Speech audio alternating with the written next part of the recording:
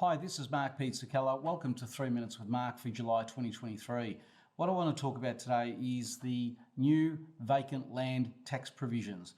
Not a lot of people are aware of these provisions, even though they've been in since 1 July 2019.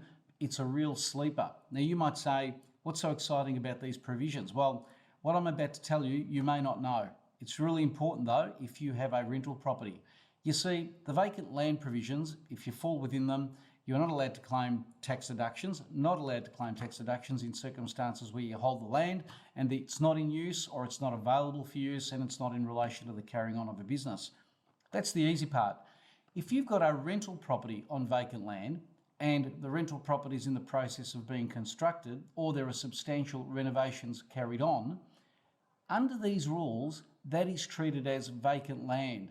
So you might think you don't have vacant land, but you actually do, even though you've got a rental property on the land. Again, I repeat, if the rental property is under construction or there is in the process of being substantial renovations, then that property is treated as being vacant land. And what that means is that you will not be allowed to claim tax deductions in relation to that property during that period. So the answer is really simple. In order to claim tax deductions in relation to a rental property, it needs to be either rented or available for rent. And that's where it becomes really interesting about when it is available for rent. That's a different story for another day.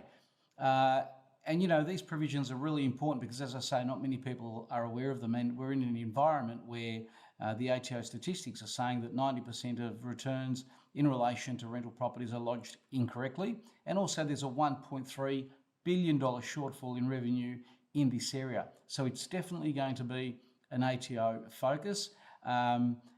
Please read the provisions correctly and just make sure that even though you've got a rental property on land, make sure that that doesn't constitute vacant land, even though there's a property on it. I know it doesn't make any sense, but that's what it is.